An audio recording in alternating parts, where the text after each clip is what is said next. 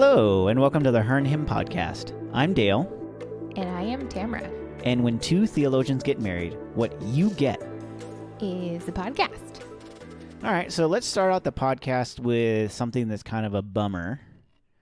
And that is when our trusted pastors and Christian leaders do something dumb, heinous, and otherwise immoral. That doesn't sound like we're going to have a very encouraging podcast. I mean, maybe not, but maybe towards the end it'll take a turn. I hope so, because I really don't want our podcast to be down and negative all the time.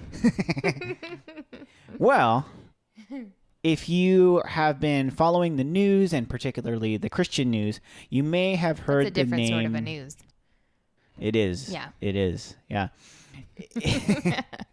But if you've been following, you might have heard the name Jerry Falwell Jr. in the headlines recently because he's really gotten himself into it. And he had been the president at Liberty University. Which, if you are not familiar, is a Christian university based out of Virginia. And I had first heard of that university actually quite a few years ago because they offered far more online courses than I think any Christian university. So they're sort of known pretty widely within the Christian community for really paving the way for online courses and entire degrees online as a Christian university. Yeah, but it seems like the president was engaged in different online activities. Yes, that's a good segue. Or a little less helpful. Well, he got in trouble because he posted a picture on, I can't remember if it was Instagram or Facebook, of him at a party with a woman who wasn't his wife, and his pants were unzipped and her pants were unzipped. And I guess it was this like costume party, and it was one of the people on a reality TV show is pregnant, and that's just how they wear their pants in the show. So it was something of a joke, but it just came across really poorly. So he got put on indefinite leave. And then while he was on indefinite leave, there were other accusations that came out. At this moment, I'm not sure if they're confirmed or what the status of that is, but the accusation was from a man who said that he was having a sexual affair with Jerry Falwell Jr. and Falwell's wife, Becky, that he would have sex with Becky while Jerry Falwell would watch. Which, if that's true, that's really heinous. And he has since been let go from the university. Yeah, there really is just this deep sadness when you see Christian leaders fall. And I know Christian leaders make mistakes in the same way all leaders do, in the same way all people do.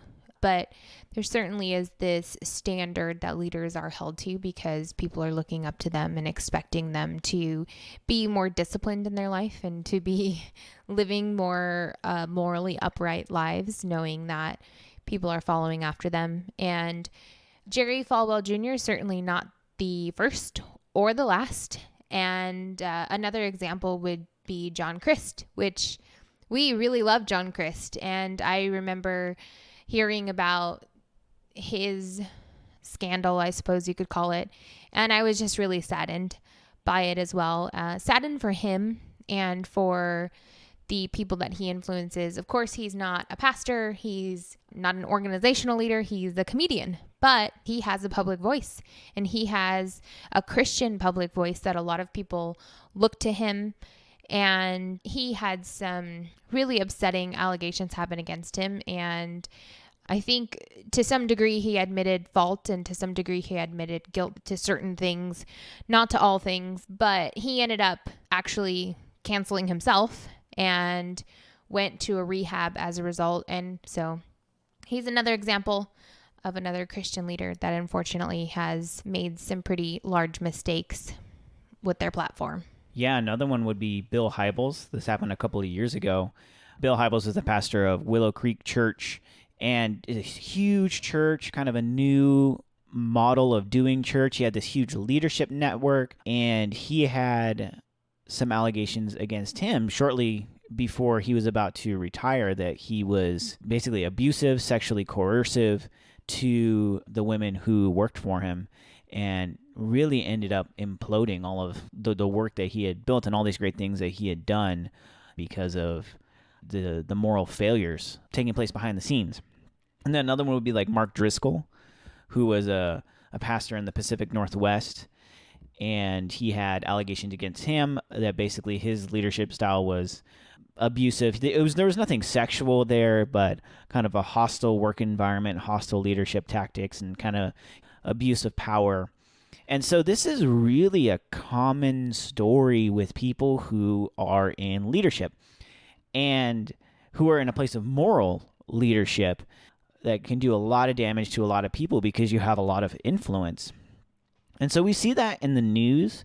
We've also seen it personally. I mean, there's a couple of stories from churches that I've gone to growing up. I was at a church where one of the worship leaders for the young adults group cheated on her husband with a high school senior who was in the youth group. Perhaps even worse, when I was younger, there was a man who was like a Bible study leader, and at one point he was even an elder on the elder board and was later revealed to be a pedophile. And so this is something that happens. This is something that if you're involved in the church for any length of time, you probably had some kind of encounter. Yeah, and I can relate to similar stories of what we're seeing in the headlines and also your own personal examples. I had attended a church where the youth pastor cheated on his wife with one of the youth students, and he ended up going to jail for it. I mean, the leadership team really took that serious, and I think he might still be in jail to this day. But I know it was not only devastating for the church, but devastating for his wife and all that she had to endure because she served alongside him in the exact same youth group. And so I'm sure there was a lot of difficult dynamics there, but the moral failures we see within leadership isn't always sexual. I think those are sort of the biggest and most alarming ones that kind of those get make the headlines the gossip for sure. train a little bit quicker than other ones. But I also had something personal against me when, I went to the prayer team at my church, and I had confided in the leader of the prayer team. And before you knew it, my prayer was twisted and turned into something completely different. And I had several women come up to me very concerned for me. And I quickly realized my prayer was really part of gossip within the church. And I was hurt. I was really hurt because I thought I went to someone, a leader, and confided them with something personal in my life. And very quickly, more people knew about it than I wanted to. And it wasn't anything bad on my end. It wasn't like some sin that needed to be called out or disciplined like we see in scripture. But it was something just personal that I didn't want people to know about. So I think we see different types of failure within leadership, and it's not only these blatant sexual sins that a lot of us are very alarmed by and taken back by, but even gossip itself is sin, and we see a lot of leadership, unfortunately, fall short of the standard that leadership should be held to. Yeah, so probably everybody can relate to these stories, and these events can really be devastating to people's faith, and it can cause some people to walk away from the church. I know a lot of cases where that's happened, and even worse yet, it can lead people to walk away from Jesus altogether. And that's awful. Jesus said himself that if you lead one of these little ones astray, it'd be better for you to have a rock tied around your neck and thrown into the depths of the sea than to do that. So this is really serious. So what we want to do is we want to take a look at a little bit of why this happens, and really also how we can respond to these awful situations in a way that actually strengthens our faith rather than destroying it. Because there's a real danger of faith destruction in moments like these. But there is also an opportunity for a strengthening of our faith and a realignment of our faith. And so we want to start by looking at morally flawed leaders in the Bible, how that came about, what the response was, and just kind of use that to graft it over our modern situations. Because the more things change, the more they stay the same. This has been an issue in leadership since the beginning. Yeah, and that really goes back to the fallen nature of humanity and the fact that even if we have come to a saving faith in Christ, it doesn't mean that we have seen the full glory and the full redemption of our sin yet. I mean, the New Testament is very clear about that struggle that we continue to have. And as hard as it is to watch leaders fall, and as difficult and painful as it is for people who were underneath those leaders, we see clear examples in scripture that this is not anything new. And in the Old Testament book of Judges is probably the best book to I mean, before that time, there were certainly flawed leaders. Yes. Wherever there was a leader. But in this age of Israel, it was really apparent. Like, Moses is dead. Joshua is dead. They've entered into the promised land, but it's kind of like, now what? Yeah, so there wasn't really anyone specifically appointed to, you are the leader of this nation, you are the one in charge, because that person was God.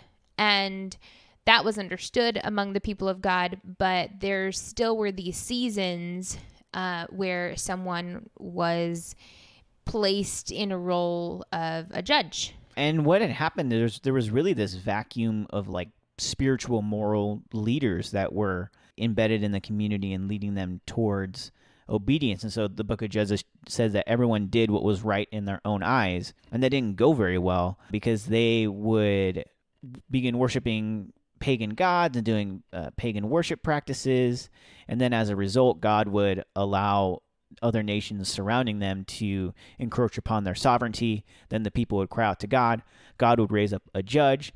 The judge would lead them in victory and back into obedience. But then the judge would die, and then the people would go back through this cycle. And there's 7 cycles of this in the book of Judges. And even through the book of Judges, the later judges, you can see their moral fallibility is increasingly worse. Yeah, and the phrase that continues to come up after each judge, after the story of each judge and what had happened during their time as a judge, the last line you see before the next judge is, and they did what was right in their own eyes. And that's really the whole theme of the book of Judges, is this morally corrupt nation of Israel. And it's not so much out of a lack of leadership that they were morally corrupt. It's a lack of good leadership, really. Yes, it's a lack of good leadership. Because when you look to a guy like Samson to be the savior of your nation, I mean, that guy was a meathead. He was a complete fool. And God still ended up using him, but it illustrates the moral fallibility of the leadership that was coming to the fore. Yeah, and so out of the book of Judges, you see this cry from the people of Israel who say, we want a king. We want to be like the rest of the nations around us who have one person who oversees the entire nation. And that was a king during this time. And so the people were crying out and pleading with God and asking him, could you please give us a king? And it makes sense because they had been languishing under these judges and this rise and fall. They're like, can we get just a stable king who's going to be like the other nations and just lead us? Right, but God kept telling them, no, that's not what you guys need. You don't need a king to rule you. You just need to continue to be obedient to me. And I am your king. I am the one who leads you. I am the one who will guide you. But that just wasn't acceptable for the people. I think you had said it earlier, like they wanted a leader with flesh on. And that's why they wanted a king.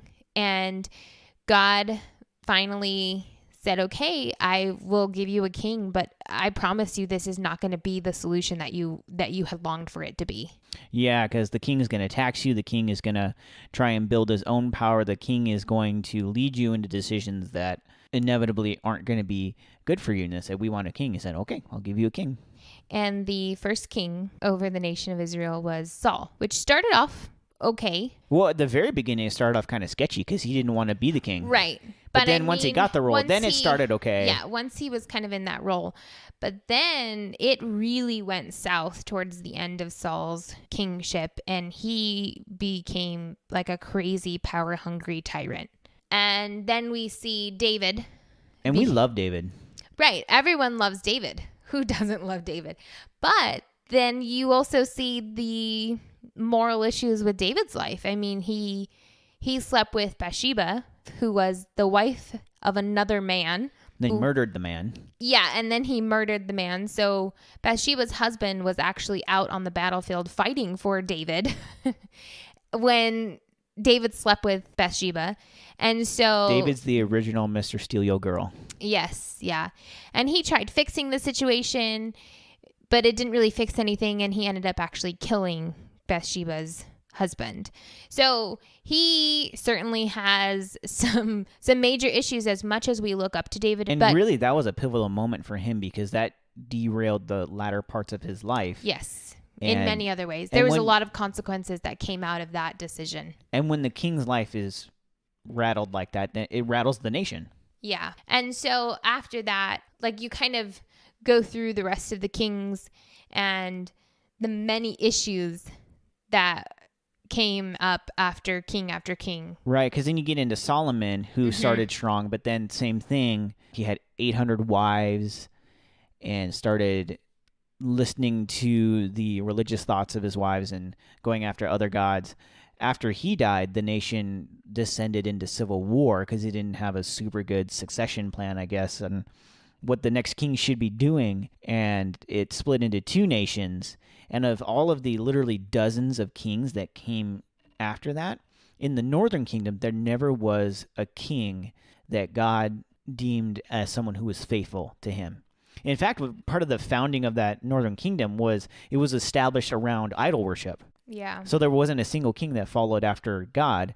And then in the southern kingdom, I think there was only about 5 of those kings that were deemed as faithful. And so it really was a horror show after Solomon, where the nation just descended into poor leadership in the same way they were during the age of the judges, and it eventually led to Israel's exile. Yeah, and we just went through a massive amount of history in like a few minutes here. So we're sorry that we didn't like explain piece by piece, but if you're curious in the history of just the leadership of Israel, 1st and 2nd Kings is really a good place to go to.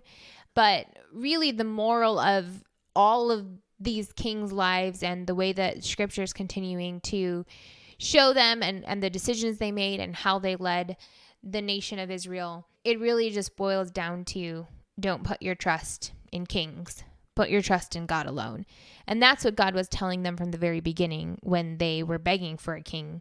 And he told them, I promise this is not really what you want. And we know this, but we still put our trust in fallible human leaders. And that's the thing, because we need leaders. Right. Like, we can't just all communally move in a direction. And so there's obviously something good about leaders. Paul in the New Testament talks about what kind of leaders we need to have, and all of those things revolve around having good moral character. It's interesting that Paul doesn't put a whole lot of emphasis on the competency or the skills of a leader. He more puts it on the character of a leader. And now obviously when he selected people who were competent, who had skills, who could be trained in certain ways. But really, he says your leadership is going to rise and fall on your character. And so we need those leaders that are going to move the group in a direction. But there's that line of the leader, regardless of how virtuous they are, they're fallible and they're not Jesus. And we can't put our hope in them. We can trust them. We can be hopeful about them. We can support them and admire them. But our hope and our faith can't hinge on them. Yeah. And that really leads us to the next kind of piece of this podcast. How can we respond to the failings of our leaders? Because it's inevitable that they're going to fail in some way. Now, whether it's these large scale ways that completely undermines their entire year spent in leadership, like some of the examples we shared earlier, or they're just smaller ways that, the leaders fail. And we're going to see that happen in our lifetime. And we're not only going to see it once, but we're going to see it over and over. And if you are a leader, I'm sure that if you really are honest with yourself and kind of reflect on your season of leadership, you can even point out some of your own flaws. You can even point out some of your own shortcomings as a leader specifically. And hopefully, you're continuing to learn from that. But I know in my own situations of being in any form of leadership, I can certainly look back and think like, wow, I did not handle that well, or my flesh came out in that moment and I was not doing what I was supposed to do. But it's important that as people who are following after leaders, that we don't only pick them to pieces, but we take some kind of responsibility on our end of how are we going to respond if and when a leader in our life fails us. And one of the first ways to respond is just know that your leaders and pastors are going to fail. And obviously there's a spectrum there. Right. Because, as a leader, there's situations where it's like, yeah, I got more angry in that situation than I should have. Or in another situation, I was motivated by fear or jealousy when I should have been motivated by the mission. There's things on that end of the spectrum that do have consequences, that do end up hurting people, that you made a decision for the wrong reason, or you made the wrong decision, and that hurts people. The spectrum of that all the way up to something egregious like I was embezzling money, or I was sleeping with the secretary or whatever. Just know that your leaders are going to fail on some end of that spectrum, and obviously there's different consequences and different responses. Right. Like some of them should be removed from leadership, and that's very clear. Right. Where some make a mistake, and it doesn't necessarily mean they need to be removed, but there should be some kind of intervention or redemption or something happening there. But just because a leader makes a mistake does not mean they have to be removed from leadership. There's, like you said, there's a spectrum that we as people who are following them need to understand, and also extend grace. And so just know that your leader at some point on that spectrum is going to fail you, is going to disappoint you, is going to hurt you, because that's part of the fallenness of humanity. And so knowing that, and knowing that your pastor puts on his pants one leg at a time, just like you do. Yeah. Like they're human. Yeah. They're human, and they go through the same doubts that you go through. They go through the same fears and anxieties and battles of, am I in the right position in my life? Is this really what God has called me to? Like leaders struggle with all of those things as well. And so it's just important that when you see a leader fall, that your response is not shock in the sense of your faith is entirely uprooted and shaken to its core. It certainly is okay to be shocked, but we should never hold our leaders and pastors on a pedestal as if they have to be absolutely perfect. And anything less than that means our faith in Jesus is on the line. And I think it's okay to grieve that. It's important to grieve that, actually. And even to be shocked or surprised or even caught off guard because you trust your leaders. All of that is natural. And I think if you were completely unsurprised or completely cynical, that's bad. So you just need to have this healthy sense of grace, a healthy sense of reality, but also with a sense of hope as well. Yeah, and we can put systems in place that can help safeguard some of these failures from leaders, which to some degree is helpful. But like certain safeguards around how the money is handled in a church or an organization, or what kind of boundaries you have between men and women and things like that. Right. But the systems and safeguards are not going to be the end all be all, because ultimately when we see leaders fall, it's truly an issue of their own heart. Right. And I think we see this with like the Billy Graham rule, where the Billy Graham rule is a male leader will never have a private meeting with a woman or ever be alone with a woman at all in any context at all. And a lot of people are actually rethinking that, because the context that Billy Graham was in, there wasn't really women leaders at that time in the 50s and 60s. And now there are, and that rule sometimes is keeping them from opportunities. And Tamara, I think you've experienced this personally, where there are certain opportunities because you're a woman, you can't get into the room because you're kind of seen as this sexual threat, I guess. Yes. Which I think in Billy Graham's time, it made sense. It maybe makes less sense now. And I think the other counterpoint against it is that people who uphold the Billy Graham rule, it doesn't seem to be working that well. Like they're still falling. Yeah, in the same Yeah. level of frequency. Yeah. And so there may be space to rethink that rule in particular, but certainly putting these boundaries in place is important. But really, for leaders themselves, the most important thing you can do is to check yourself and stay vigilant, and have others in your life that will stay vigilant with you and call you out. Yeah, and people that really know you, that you can't talk your way around. Oh, well, that's not what that was, or, because there's always scenarios that the true intentions of your heart and what really was happening in that situation. And if you have people who can read you and know you well enough, they can call you out. It doesn't mean everyone should be able to do that or would know you on that level, but it is important to surround yourself with people to keep you accountable, especially as a leader. And that's probably a good system, as well, as we're talking about systems. But systems and rules are not always going to be the answer. Because the system is only as effective as the heart of the person behind it. Yeah. And when pastors fail, big or small, and they personally hurt you, or, like the examples we listed earlier, you probably weren't personally hurt by any of those ones because you weren't directly involved, but you can see the effects of what that leader did on the church, and you can even see how that raises questions within your own context and congregation and the way that you view leaders too. But we have to be cautious of taking the failures of our leaders and then putting that on Jesus and saying, Jesus has failed me because of this leader who has done wrong in some way. Right. Like Jesus is not the hypocrite in the situation. It's that leader that failed in that way. And it can be tough to distinguish those things unless ahead of time you are intentional about the fact that you're separating the person from Jesus. A lot of times those lines get kind of murky, and that's when we get into trouble. And obviously, when a leader fails, it hurts, but you are in danger of being devastated beyond the point of repair when you begin to conflate Jesus with your favorite Christian leader.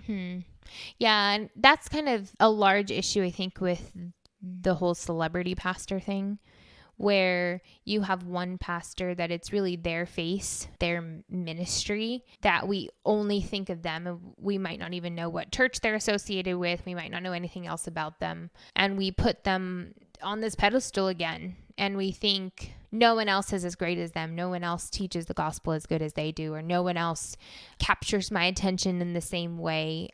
And to put any pastor, regardless of how large or small their church is, on a pedestal and associate that directly with your faith, as opposed to associating Jesus with the reason you've come to faith, we really run ourselves into some difficult situations if that particular leader falls, because it can shatter us and it can shatter everything that we think about the faith. And that's putting your faith again in man and not in God.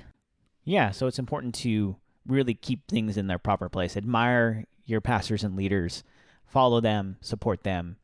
Don't put your faith in them. Don't worship them. That's really what we're driving at here, is a lot of times we worship fallen people rather than God. But as we continue this conversation, I think it's important for us to also talk about restoration in leadership, where there has been a moral failing, and in some cases an epic moral failing, and kind of discuss what restoration looks like, what it should look like. Yeah, and the Bible is all about restoration.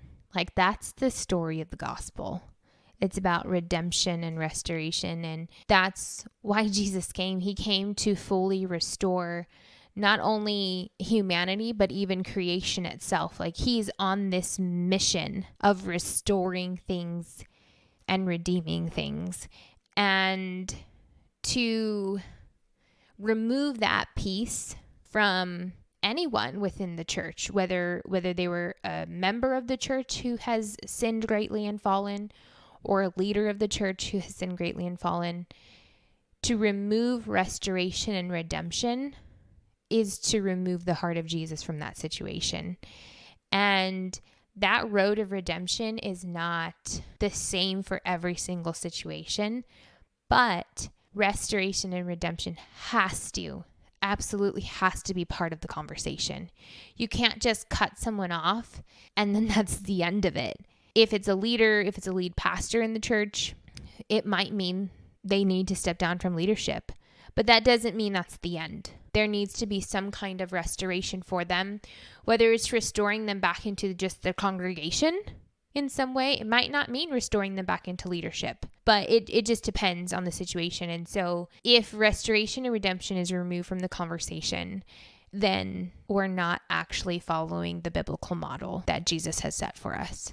Yeah, and I think this is a situation where we get to practice the radical grace of Jesus, the kind of grace that makes us feel uncomfortable, but really that is the kind of transformative love that Jesus has given to us. We even see biblical precedent for restoration of leaders who have failed epically, and that's no more clear than in the story of Peter, who on the night that Jesus was betrayed, he denied even knowing Jesus 3 times. And Jesus was there. Jesus saw it. Jesus was in chains and he got scourged and he was on a cross and killed, all the while seeing that his right-hand man had abandoned him.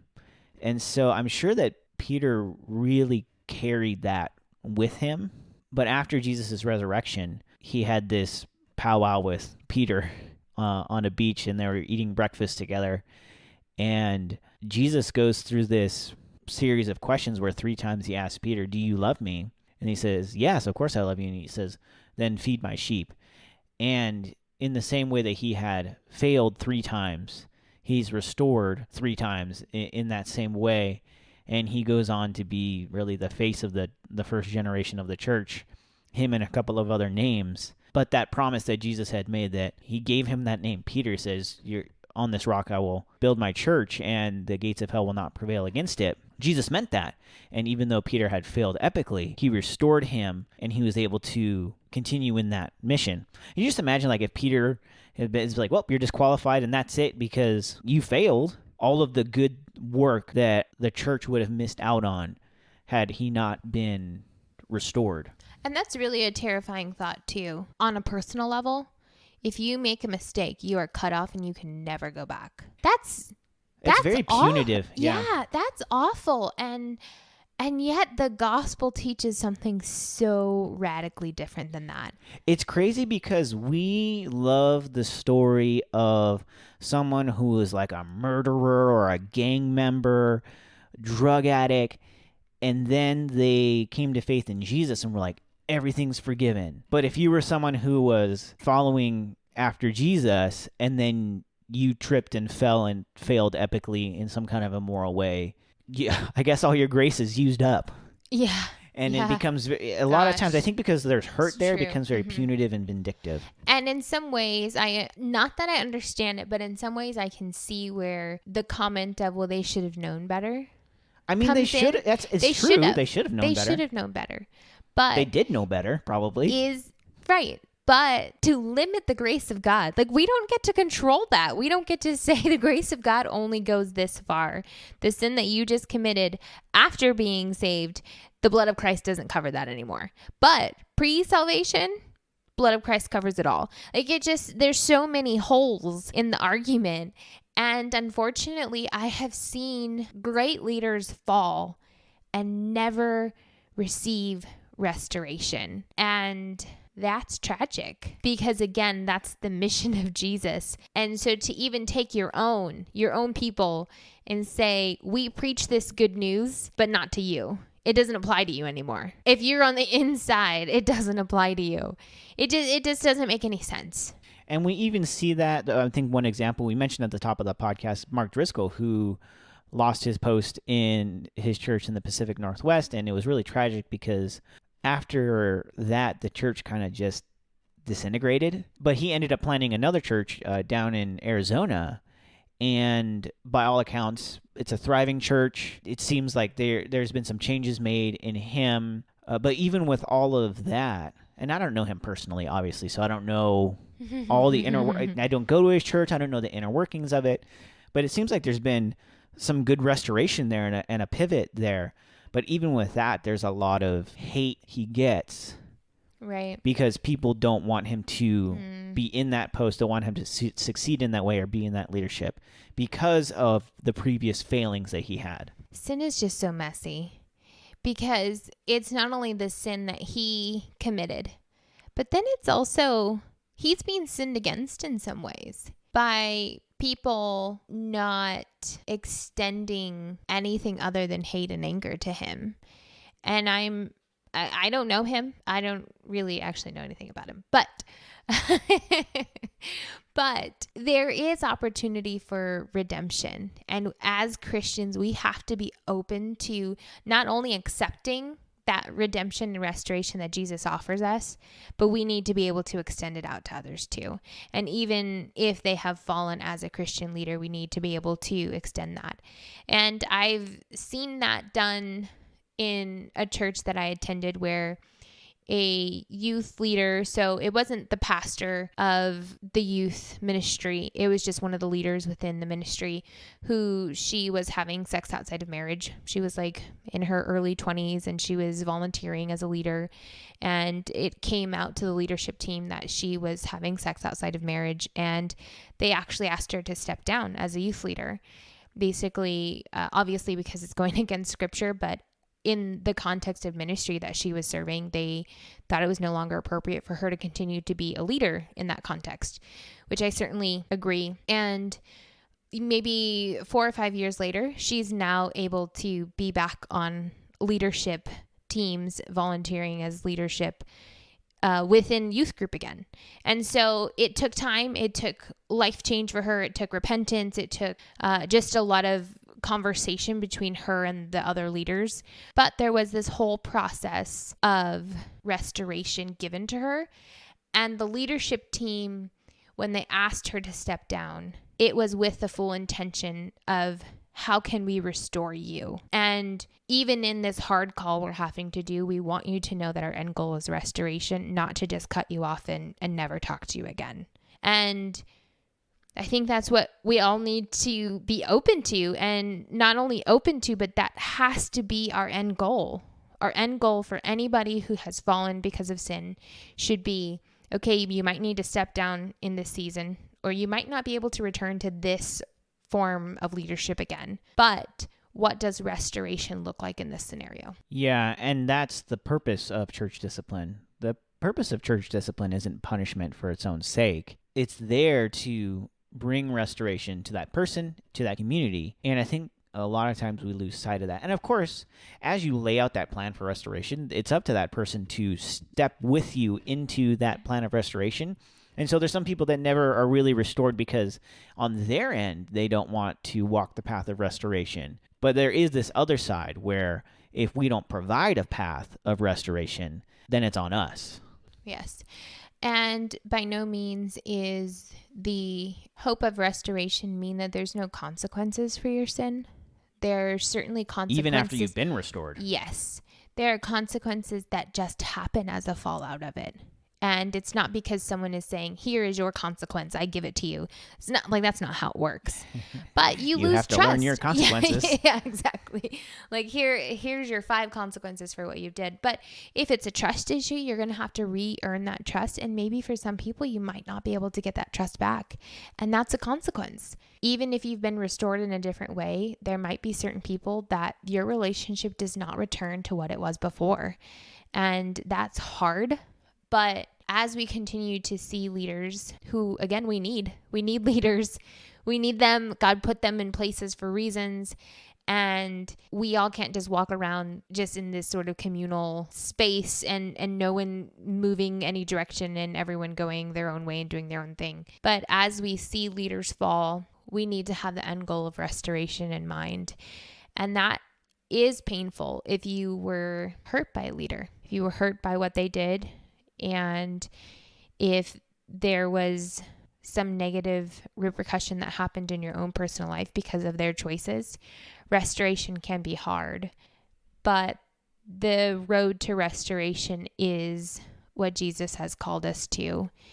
even when leaders make the most egregious of sins. And really, that's what Jesus died for and Yes. rose again for. And it certainly wasn't easy for him. And in the same way, it's not going to be easy for us. And so really, that's why we need to look beyond our leaders to Jesus to lead us through this. Thanks for listening to the Her and Him podcast. If you enjoyed hanging out with us, consider subscribing to the podcast to receive it automatically each week. We'd also love it if you head over to iTunes to leave us a rating and review. And be sure to come visit us at herandhim.com, where you'll find show notes for this episode, our blog, and other resources to help you experience the abundant life that Jesus promised us. Thanks again. We'll see you next week.